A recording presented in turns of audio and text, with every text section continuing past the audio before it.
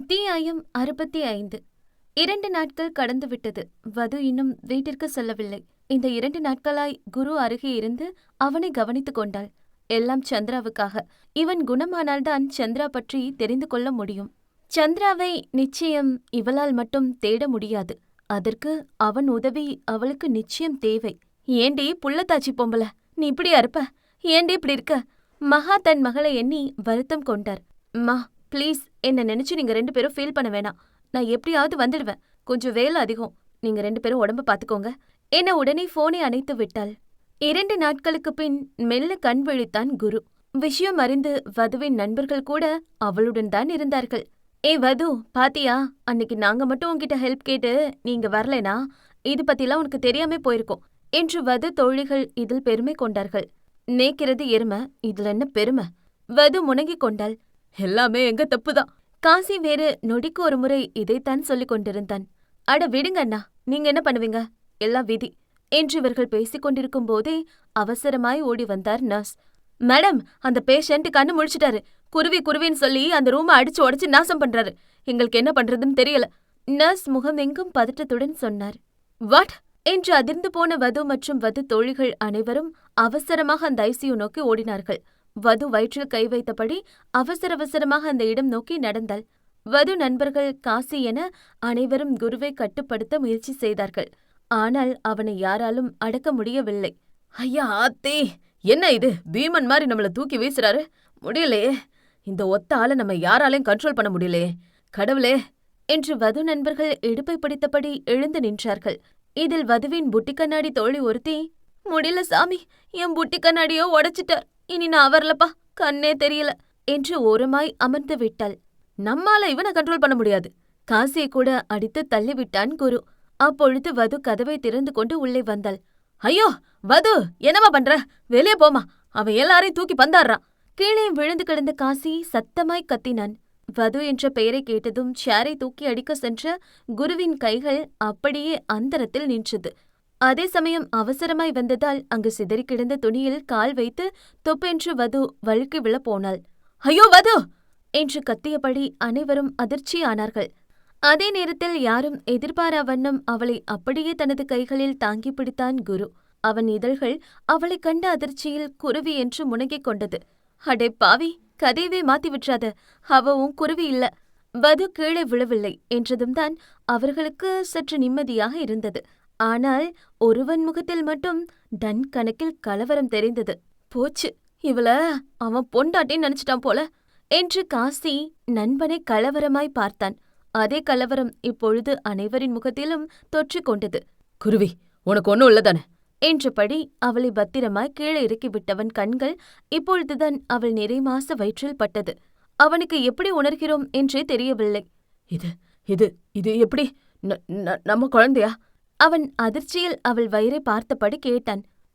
அது என்று வது பேசும் முன் பட்டன அவளை அணைத்துக் கொண்டான் குரு. ஐயோ பாவி பயலே, அது உன் பொண்டாட்டி இல்ல, அடுத்தவன் பொண்டாட்டிடா என்று காசி தத்தி தத்தி எழுந்து வந்தான். ஆனால் அதெல்லாம் அவன் சிந்தையில் ஏறவில்லை. நீ ஏன் என்னை விட்டு போன குருவி? நான் தப்பு பண்ணிட்டேன் தான், ஆனா என்னை விட்டுட்டு போவியா? செத்துட்டண்டி நீ இல்லாம என்று அவளை அணைத்திருந்தவன் மறந்தும் அவள் வயிற்றை அமுக்கி விடவில்லை. வதுவுக்கு மூச்சு முட்டியது. வேறு வழி இல்லாமல் காசியும் வதுவின் நண்பர்களும் சேர்ந்து வதுவை அவனிடமிருந்து பிரித்து விட்டார்கள். ஏய், நீங்க யாருடா? என் குருவி என்று அவன் மேற்கொண்டு பேசும் முன் அவனை கை நீட்டி தடுத்தாள் வது. நீங்க நினைக்கிற மாதிரி நான் உங்க பொண்டாட்டியும் இல்ல, நான் உங்க குருவியும் இல்ல. தயவு செஞ்சு தப்பா புரிஞ்சுக்கிட்டு பக்கத்துல வராதீங்க என்றவள் முதலில் தன்னை நிதானப்படுத்திக் கொண்டாள். குரு அமைதியாய் இதை கவனித்துக் கொண்டிருந்தான். ஆத்தி, இவனை பத்தி தெரியாம இவ பட்டுன்னு பேசுறாளே. அம்மாடி தங்கச்சி, கொஞ்சம் கம்மன் இருமா, நான் பேசுறேன் என்று தத்தி தத்தி நண்பன் அருகே சென்றான் காசி. குரு, நான் காசி, என்ன தெரியுதா? இங்க பாரு, நாங்க சொல்றத கேளு. நீ நினைக்கிற மாதிரி அங்க நிக்கிறது உன் பொண்டாட்டி இல்ல, அவங்க வதுதான். ஆனா உன் வது இல்ல, நீ குழப்பிக்காத. இவங்க டாக்டர் வதனா, அதாவது என்று அவன் மேற்கொண்டு பேசும் முன்னே குரு சற்றும் யோசிக்காமல் காசியின் முகத்தில் ஒரே குத்துவிட்டான். ஐயையோ அப்பத்தா என்றபடி பெல்ட்டி அடித்துக் கொண்டு போய் விழுந்தவன் அங்கிருந்த கண்ணாடி சுவரில் முட்டி கீழே விழுந்தான். ஆத்தாடி, உள்ள எலும்பெல்லாம் உடஞ்சு உண்டியல் சத்தம் கேக்குதே. இப்படி அடிபட்டு கிடக்கும் போதும் இவனுக்கு இந்த பலம் மட்டும் குறையவே மாட்டேங்குது. ஒருவேளை அடிபட்டதுல மண்டையில எதுவும் கோளாறு ஆகி போச்சா? ஐயோ அத்தாடி வலிக்குதே என்று இடுப்பில் கை வைத்துக் கொண்டவன் பக்கத்தில் நின்ற வது தோழியை பார்த்து, ஏமா இப்படி ஒத்தையா கஷ்டப்படுறனே, கொஞ்சம் கை கொடுத்து உதவி பண்ணலாம்ல என்று கை நீட்டினான். ஆனால் அவளோ அவனை முறைத்துக் கொண்டு திரும்பி விட்டாள். அடேங்கப்பா, இப்ப நம்ம என்ன கேட்டோம்? ஒரு உதவி தானே கேட்டோம். அதுக்கு என்ன அவளை கட்டிக்கிறியான்னு கேட்ட மாதிரி முறைக்கிறா? இந்த சுதந்திர நாட்டுல ஒரு உதவி செய்ய ஆள் இல்லையா? அப்பொழுது வதுவின் ஆண் நண்பன் ஒருவன் அவனை கைப்பிடித்து தூக்கிவிட்டான். ரொம்ப நன்றி தலைவா. 1000 தான் இருந்தாலும் ஒரு ஆணுக்கு இன்னொரு ஆண் தான் உதவி பண்ணுவான்னு சும்மாவா சொன்னாங்க என்று பல்லை காட்டினான். குருவின் பார்வை முழுவதும் வது மீதுதான் இருந்தது. வதுவும் குருவைதான் பார்த்து கொண்டிருந்தாள். போச்சு, இப்போ என்ன நடக்க போதுன்னு தெரியல. ஒருவேளை ஆன்டி ஹீரோவா மாறி இந்த பிள்ளை எங்கேயாவது தூக்கிட்டு போயிடுவானோ? ஆத்தி, அப்புறம் இந்த பிள்ளை உண்மையான புருஷன் வந்து கேட்டா என்னத்த பண்றது என எச்சில் விழுங்கிக் கொண்டான் காசி. அத்தியாயம் 66. என்ன இது? இவன் அந்த பிள்ளைய பாக்குற பார்வையே சரியில்லையே. ஆத்தே, என்ன பண்ண போறான்னு தெரியலையே என்று காசி மட்டுமல்ல, வது நண்பர்கள் அனைவரும் கலவரம் ஆனார்கள். நீ வந்து வந்து என்றவன் அப்படியே எதையோ பேச வந்து பட்டென்று மயங்கி விழுந்தான். நல்ல வேளை வது விலகிக் கொள்ள காசியும் வது நண்பர்களும் வந்து அவனை தாங்கி பிடித்து கொண்டார்கள். இப்ப என்ன பண்றது? நம்ம ஒன்னு நினைச்சா இங்கே ஒன்னு நடக்குது என்று அனைவரும் சோர்வாய் வெளியே வந்தார்கள். இதுக்கு வேற வழியே இல்ல. அவர் கண்ணு முழிச்சது எப்படியாவது அவர்கிட்ட எடுத்து சொல்லியே ஆகணும். வது உறுதியாய் சொன்னாள். எத எடுத்து சொல்ல போறியா? எம்மா தாயே, போதும், நீ எடுத்து சொன்னது போதும். அதுக்கே அவன் என்ன புரட்டி எடுத்துட்டான். இதுக்கு மேல முடியாது சாமி என்று காசி இடுப்பை பிடித்தபடி அமர இடம் கிடைக்குமா என்று சுற்றி முற்றிலும் பார்த்தான். இருந்த சேட்டில் அங்கு வது நண்பன் ஒருவன் அமர்ந்திருந்தான். எப்பா டாக்டரு, என் நண்பன் அடிச்சு இடுப்பு ஒரு பக்கமா சைடு வாங்கி போயிருக்கு. இப்படியே இருந்தா ஷக்கிலா பட போஸ்டர் மாதிரி ஆயிடும். கொஞ்சம் சீட்டு கொடுப்பா என்று அப்பாவியாய் முகத்தை வைத்து கொண்டான். இந்தா வச்சுக்க என்றவன் எழுந்து கொண்டான். அப்ப முடிவே பண்ணிட்டியா? வது தோழி வது கைப்பிடித்தாள். ஆமா, இதை விட்டா வேற வழி இல்ல. அவன் முழிக்கிற வரை நம்ம காத்திருந்துதான் ஆகணும் என்று வது தன் முடிவில் உறுதியாயிருந்தாள். அதற்கு பின் அனைவரும் அமைதியாக குருவிற்கு காத்திருந்தார்கள். மேடம், மேடம் என்று மீண்டும் நர்ஸ் ஓடி வந்தார். என்ன, மறுபடியும் எந்திரிச்சு உட்காந்து பிரச்சனை பண்றாரா? நர்ஸ் இல்லை என்று தலையாட்டினார். பின்ன அவர் எந்திரிச்சு உட்காந்து குருவி குருவின்னு சொல்லிட்டு இருக்காரு. இங்கே அனைவருக்கும் சற்று பதட்டம் அதிகமானது. இங்க பாருவது, இந்த நிலைமையில நீ அவரை போய் பாக்குறது சரியா வரும்னு தோணல. தோழிகள் எவ்வளவு கூறிய போதும் வது கேட்கவில்லை. இல்ல, நான் கண்டிப்பா அவர்கிட்ட பேசி என்ன வந்தாலும் பரவாயில்ல, பாத்துக்கலாம் என்றவர்கள் சொல்ல சொல்ல கேட்காமல் வயிற்றில் கை வைத்தபடி வது மெல்ல மெல்ல நடந்து குரு இருக்கும் அறைக்குள் புகுந்தாள். குரு இப்பொழுது ஜன்னல் அருகே நின்று வெளியே வேடிக்கை பார்த்து கொண்டிருந்தான். அனைவரும் கதவருகே நின்று கொண்டார்கள். வது மெல்ல குரு அருகே நெருங்கி வந்தாள். நீங்க நினைக்கிற மாதிரி என்றவள் அடுத்து பேசும் முன் குருவே பேசினான். நீ என் பொண்டாட்டி இல்ல, அதானே என்றான் குரு திடீரென்று. இதை கேட்டு அங்கிருந்த அனைவரும் அதிர்ச்சி ஆனார்கள். எப்படி என்றாள் வது அந்த அதிர்ச்சி மாறாமல். அவ கண்ணுல என்ன பார்க்கும்போது பயம் இருக்கும். ஆனா உன் கண்ணுல அந்த பயம் இல்ல. என்ன முதல் முறை அடிக்கும்போது உன் கண்ணுல பார்த்த அதே திமிரும் தைரியமும் இருக்கு. அவ கண்ணை பார்த்தே என்னால கண்டுபிடிக்க முடியும் என்றான் வார்த்தைகளில் உயிர்ப்பு இல்லாமல். அவன் உன் அக்காவா இல்ல தங்கச்சியா? அக்கா. ஓ, ஏ? நான் உன்னை பழி வாங்குறேன்னு நினைச்சு இத்தனை மாசம் எதுவும் அறியாத ஒரு அப்பாவி உன் அக்காவை பழி வாங்கிட்டேன். எவ்வளோ பெரிய பாவம் பண்ணிட்ட அவ பாவம். நான் ஒரு மிருகம். அதை சொல்லும் பொழுதே அவன் குரல் உடைந்திருந்தது. அதை அங்கிருந்த அனைவராலும் உணர முடிந்தது. குரு என காசி அருகே சென்றான். நான் தப்பு பண்ணிட்டேன் காசி. அவளுக்கு பண்ணக்கூடாத பெரிய பாவத்தை பண்ணிட்டேன். என்னோட புள்ள என் கையால. வார்த்தைகள் திக்கி திக்கி வந்தது. கண்கள் கலங்கி விட்டது. டேய், என்னடா குரு சின்ன பிள்ளை மாதிரி பண்ற என காசி குருவை அணைத்து கொண்டான். குரு விலகி நின்று வதருகே சென்றான். அவள் கையை பிடித்து கொண்டான். இதை தொடங்கி வச்சது நீதான். இது எல்லாத்துக்கும் மூல காரணம் நீதான். உன்னை நான் அழிக்கணும்னு நினைச்சேன். ஆனா உன் மூலமா எனக்கு ஒரு வாழ்க்கை கிடைச்சது. ஆனா என்னால அந்த வாழ்க்கைய காப்பாத்திக்க முடியல. இப்போ உன்னை விட்டா எனக்கு வேற வழி இல்ல. அவ எனக்கு வேணும். அவ இல்லைனா நான் ஒண்ணுமே இல்ல. அவ காலில் விழுந்து மன்னிப்பு கேட்கணும். அவ என்ன செருப்பால அடிச்சா கூட பரவாயில்ல. ஆனா அவகிட்ட நான் மன்னிப்பு கேட்கணும். நான் அவளுக்கு பெரிய வேதனையை கொடுத்துட்டேன். ப்ளீஸ் ப்ளீஸ், என் குருவி எனக்கு வேணும், ப்ளீஸ் என யாரை அழிக்க வேண்டும் என்று அவ்வளவு செய்தானோ இன்று அவளிடமே தன் வாழ்க்கை வேண்டி பிச்சை கேட்டான். ஆனா அதுக்கு முன்னாடி நீ என்ன பண்ணேன்னு எனக்கு தெரியணும். சொல்லு, நீ அன்னைக்கு என்ன பண்ண? அங்க என்ன நடந்துச்சு அதை சொல்லு. குரு அமைதியாக இருந்தான். நீ எல்லாத்தையும் சொன்னா மட்டும்தான் என்னால உனக்கு உதவி செய்ய முடியும் என வது உறுதியாய் கூறிவிட்டாள். குரு அன்றைய நாளை நினைவுபடுத்தினான். அன்று வழக்கத்தை விட சந்திரா சந்தோஷமாக இருந்தாள். ஏன் என்று தெரியவில்லை. அதே நேரம் குரு அவசரமாக எங்கோ கிளம்பிக் கொண்டிருந்தான். சந்திரா அவனிடம் பேசி பல நாட்கள் ஆனது. ஆனாலும் குரு அவளுக்கு செய்ய வேண்டிய எதையும் அவன் மறப்பதும் இல்லை, அவள் மறுப்பதும் இல்லை. ஆனால் அவள் முகத்தில் இருந்த சந்தோஷம் அவன் முகத்தில் புன்னகை வர வைத்தது. கண்ணாடி முன் நின்று சட்டை பட்டனை போட்டுக் கொண்டிருந்தான் குரு. இன்னைக்கு டாக்டர் பார்க்க போகணும், நான் வரும்போது கிளம்பிடு என்றான். வழக்கம் போல் அவளிடம் பதில் இல்லை. இன்னைக்கு அவர்கிட்ட பேசி அந்த விஷயத்த சொல்லணும். சந்திரா தனக்குத்தானே பேசி சிரித்துக் கொண்டாள்.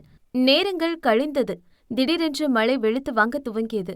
சந்திரா மருத்துவமனை போக வேண்டும் என்று கிளம்பியிருந்தாள்.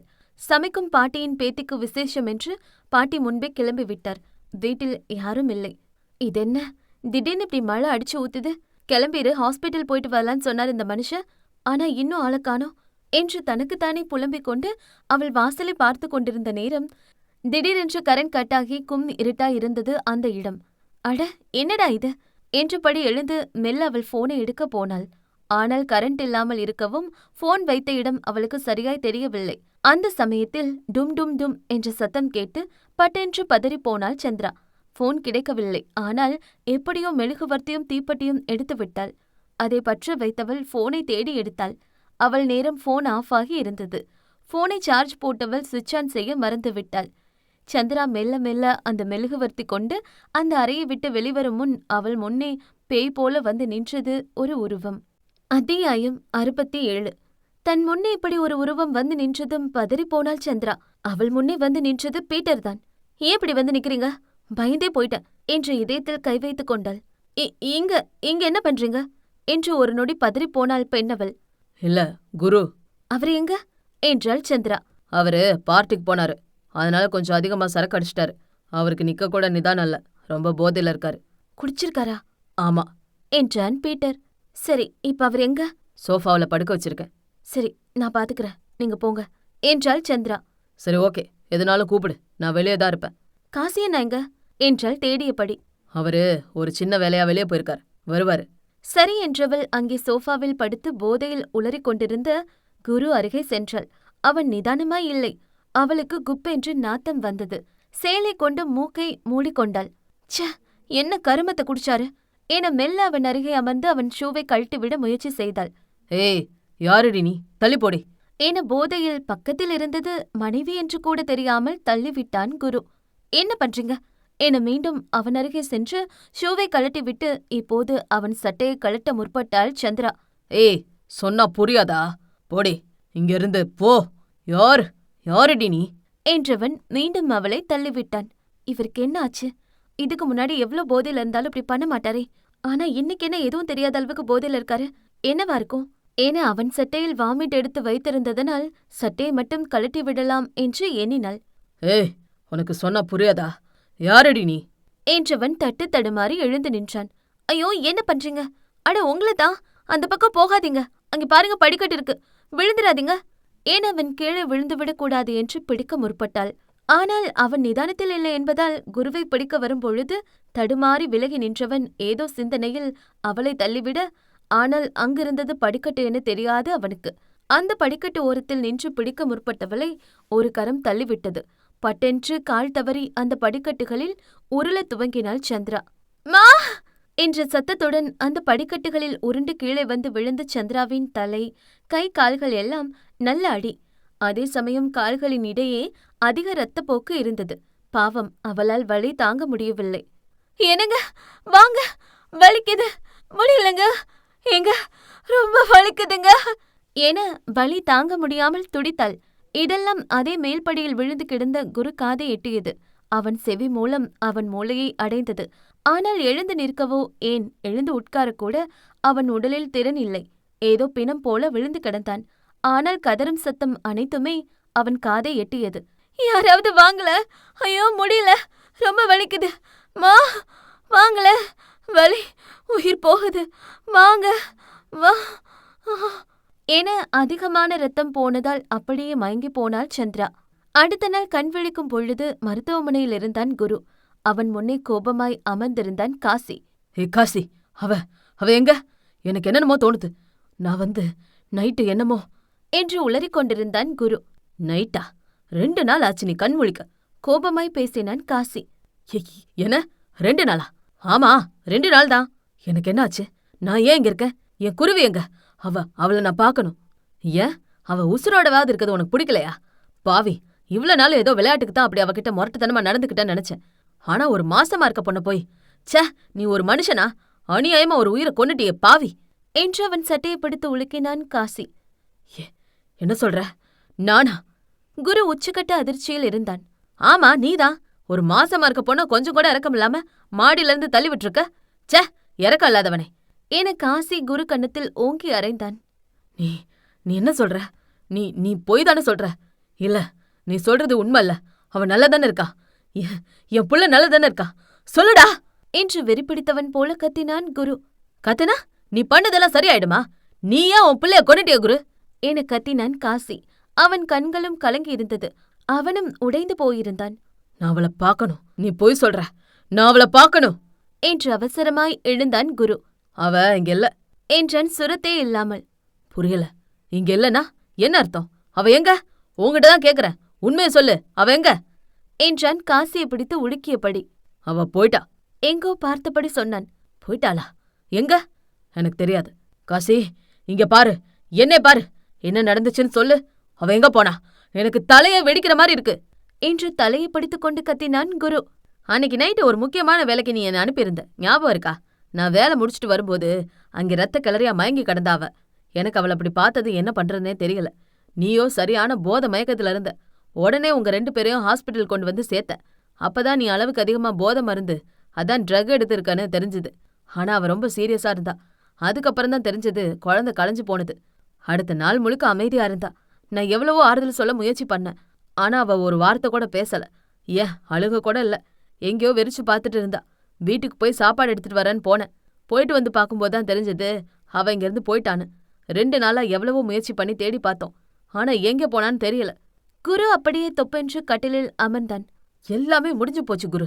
கைக்கு கிடைச்ச வைரத்தோட அருமை புரியாம விட்டுட்ட. இனி நீ என்ன பண்ணாலும் உனக்கு அது திரும்ப கிடைக்காது. விரக்தியாக சொன்னான் காசி. அத்தியாயம் 68.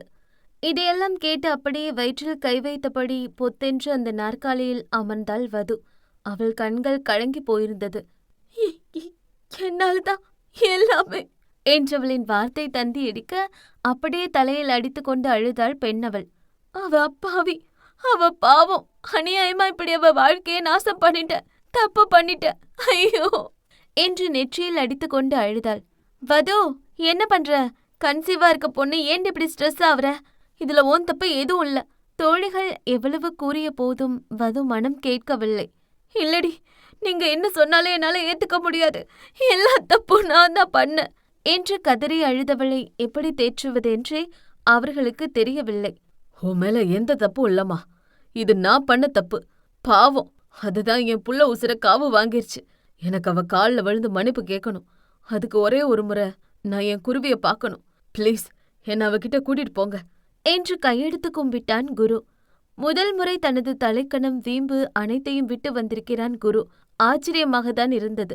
வது கண்ணை துடைத்து கொண்டு எழுந்து நின்றாள். உன்னை என் கையால கொன்னு போடணும்னு தோணுது. ஆனா உனக்கு தண்டனை கொடுக்க எனக்கு உரிமை இல்ல. உன்னால வழியை அனுபவிச்சு என் அக்கா தான் கொடுக்கணும். உனக்காக இல்ல, அவ அனுபவிச்ச வழிக்காக நிச்சயம் அவளை கண்டுபிடிச்சு உன்னை அவ முன்னாடி நிறுத்துவ என்று உறுதி கொண்டாள் வது. அதற்கு பின்வந்த நாட்களில் சந்திராவை இறங்கி தேடத் தொடங்கினார்கள். அந்த ஹாஸ்பிட்டல் சிசிடிவி கேமரா மூலம் அவள் எங்கு சென்றிருப்பாள் என தேடத் துவங்கி அப்படியே ஏரியா சிசிடிவி என்று ஒவ்வொன்றாய் தேடத் துவங்கினார்கள். இது யாருன்னு தெரியுதா? இந்த பொண்ணு கடைசியா அந்த பஸ்ல தான் ஏறியிருக்கா என்று சந்திரா புகைப்படம் காட்டி வது நண்பர்கள் விசாரித்தார்கள். தூரத்தில் வது வேறு ஒருவரிடம் விசாரித்துக் கொண்டிருந்தாள். இன்னொரு பக்கம் குருவும் காசியும். நாம என்ன பார்த்தா லூஸ் மாதிரி தெரியுதா? அந்த பொண்ணை இந்தாண்ட வச்சுக்கிட்டு டப்ஸா விட்டுன்னு இருக்கீங்க. இன்னும் எத்தனை பேரும் இதை போட்டோவை காட்டி சும்மா சும்மா கேட்டுன்னு இருப்பீங்க? இதை கேட்டு வது அவசரமாக அவர் அருகே ஓடி வந்தாள். அண்ணா, என்ன சொல்றீங்க? இந்த மாதிரி போட்டோ காட்டி இதுக்கு முன்னாடி வேற யாராவது விசாரிச்சாங்களா? அவர் வதுவை மேலும் கீழும் பார்த்தார். ஏமே உன் போட்டோவை காட்டி நீயே விசாரிக்கிற? ஐயோ சாரிண்ணா, நீங்க நினைக்கிற மாதிரி நான் இந்த போட்டோல இருக்க பொண்ணு இல்ல. இது என் அக்கா. ஓ, டபுள் ஆக்டா? ஷோக்கா இருக்குமே. சரி, என்னமோ இந்த பொண்ணு தானான்னு சரியா தெரில. ஆனா தம்மா துண்டு ஞாபகம் இருக்குது. அந்த பொண்ணு கையில காசு கூட இல்லாம போட்டிருந்த மோதிரத்தை கட்டி கொடுத்துச்சு. பாவமா இருந்துச்சு. அதாண்ட காசு வாங்கல, ஊட்டில இறக்கி விட்டேன். அம்பிட்டுதான் ஞாபகம் இருக்குது. அப்புறம் இதை இன்னும் 2 கும்பல் வந்து விசாரிச்ச போது சொல்லல. ஆனா உனக்கோசம்தான் சொன்னேம்மா. ரொம்ப நன்றி அண்ணா என்று வது மட்டுமல்ல குருவும் குழப்பமாய் பார்த்து கொண்டார்கள். ஊட்டியா ஊட்டியா என்பதைப் போல் அந்நேரம் குல்லாவும் சொட்டரும் அணிந்து அந்த அதிகாலை நேரம் தன் முன்னே பெரிதாய் இருந்த அந்த சாரதா குழந்தைகள் மற்றும் முதியோர் இல்லம் என்ற அந்த பெரிய ஆசிரமத்தை கண்டு மெல்ல ஆழ மூச்சை இழுத்துவிட்ட பெண்ணவளோ உள்ளே நடந்து சென்று 12B கிளாஸ் ரூம் முன்னே நின்றாள்.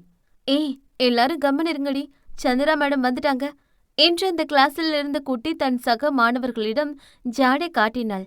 அதன் பின் அனைவரும் அமைதியானார்கள். அந்த கிளாஸ் உள்ளே நுழையும் பொழுதே அங்கும் இங்கும் சிதறி கிடந்த குப்பைகளையும் உடைந்து கிடந்த டஸ்டர்களையும் பார்த்து கொண்டேதான் சென்றாள் சந்திரா. அதை கண்டு சந்திரா இதழில் ஒரு மெல்லிய புன்னகை கீற்று வந்து மறைந்தது. சந்திரா உள்ளே நுழைந்ததும் அனைத்து மாணவர்களும் எழுந்து நின்று குட் மார்னிங் மிஸ் என்று சல்யூட் வைத்தார்கள். தன் கையில் இருந்த புத்தகங்களை அந்த டெஸ்கில் வைத்தவள் உட்காருங்க கைஸ் என்பதை போல சைகை செய்தாள். பசங்களா, எத்தனை முறை சொல்லியிருக்க இப்படி எந்திரிச்சு நிக்க கூடாதுன்னு? இங்க எல்லாருமே சமம்தான். மேம், ஆனா தமிழ் மேம் சொன்னாங்க மேம் வந்தா எந்திரிச்சு நிக்கணும்னு, இல்லைன்னா பனிஷ்மெண்ட் தருவேன்னு சொன்னாங்க. சிரித்து கொண்டாள் சந்திரா. இங்க எல்லாருமே சமந்தான். யாரும் யாரை விட உயர்ந்தவங்களும் இல்ல, தாழ்ந்தவங்களும் இல்ல. நாளைக்கே நீங்களே ஒரு பெரிய டாக்டர் ஆகலாம், கலெக்டர் ஆகலாம், இந்த நாட்டோட பிரதமர் கூட ஆகலாம், யாருக்கு தெரியும்? அதனால எப்பவுமே யாரையும் நம்ம குறைவா நினைக்க கூடாது. மரியாதை மனசுல இருந்து வரணும்.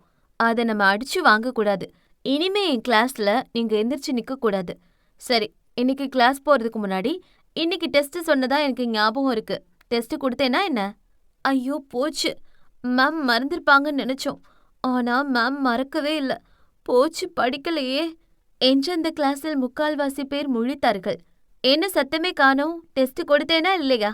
மேம் அது சொல்லுங்க. அப்பொழுது எழுந்து நின்றான் அந்த கிளாஸின் சேட்டைக்கார அறிவு. மேம் டெஸ்டா? இல்லவே இல்லை மேம், அப்படிலாம் எதுவும் கொடுக்கல. என்ன பசங்களா சொல்லுங்க என்று கிளாஸ் மாணவர்கள் அனைவரின் பக்கமும் திரும்பி அவன் கை காட்டினான்.